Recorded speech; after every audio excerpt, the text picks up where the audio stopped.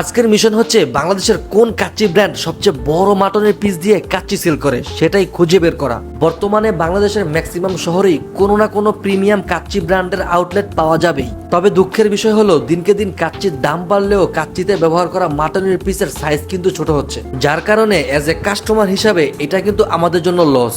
আর এই জন্যই আমি প্ল্যান করি কোন কাচ্চিতে সবচেয়ে বড় মাটনের পিস ব্যবহার করে সেটা খুঁজে বের করে আপনাদেরকে জানাবো। তো রিসেন্টলি ফেসবুকের একটা পোস্ট আমার চোখে পড়ে, তারা ক্লেম করতেছে তারা নাকি বাংলাদেশের সবচেয়ে বড় মাটনের পিস দিয়ে কাচ্চি সেল করে। সেটাই চেক করার জন্য আজকে আমরা চলে আসছি উত্তরার কাচ্চি দরবারে। এর লোকেশন হচ্ছে উত্তরা 13 নম্বর সেক্টর, জমজম টাওয়ারের ঠিক অপোজিটে।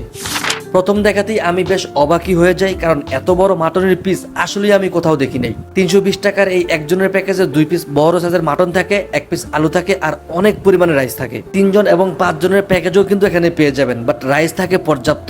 তারা ক্লেম করতেছে তাদের মাটনের পিসের ওজন 100 গ্রাম প্লাস। আমার কাছেও ব্যাপারটা সত্যিই মনে হয়েছে। কাচ্চির রাইসটা বেশ জর্জরা ছিল, মাটনটাও একদম সফট ছিল, দরতি একদম খুলে চলে আসতেছিল। মাটনের টেস্টটা খুবই মজার ছিল, কোনো রকমের কোনো বাজে স্মেল পাই নাই, এটা একটা ভালো দিক। সাথে জালি কাবাব নিয়েছিলাম, জালি কাবাবের টেস্টও আমার কাছে বেশ ভালোই লাগছে, তবে সাথে একটা চাটনি সার্ভ করে, চাটনি দিয়ে খেতে বেশ মজা লাগে। তারপর ট্রাই করেছিলাম তাদের রোস্ট পোলাও। পোলাওটা খুবই জর্জরে ছিল, একদম সাদা পোলাও ছিল এটা।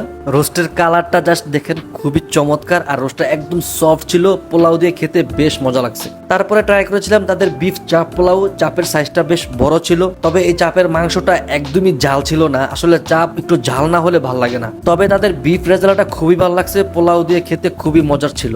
এটা হচ্ছে তাদের মাটন তেহারি। এটা থেকে বেশ ভালো পরিমাণে সরষের ফ্লেভার আসতেছিল, আর অনেক পরিমাণে মাংস ছিল। প্রতি লোকমাতি সরিষার তেলের বেশ ভালো একটা ফ্লেভার পাইতেছিল। তবে তাদের বোরহানিটা আমার কাছে খুবই মজা লাগছে। এরকম ঝাঁঝালো বোরহানি লাস্ট কবে আমি খাইছি মনে পড়ে না। বাদাম শরবতটা আমার কাছে ঠিকঠাক লাগছে, তবে তাদের ফিরনিটা এত জোস, এত ক্রিমি ফিরনি আমি খুব কম জায়গাতে খাইছি। সত্যি কথা বলতে এটা আমাকে ইমপ্রেস করছে।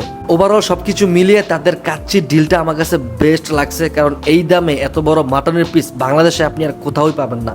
এই ছিল আজকের ভিডিও ভালো লাগলে অবশ্যই শেয়ার করে দিবেন, আর এরকম মজার মজার ভিডিও পেতে আমার পেজটা ফলো করে দিবেন। আর বাংলাদেশের মধ্যে কোন কাচ্চিটা আপনার কাছে সবচেয়ে সেরা মনে হয়েছে অবশ্যই কমেন্ট করে জানাবেন।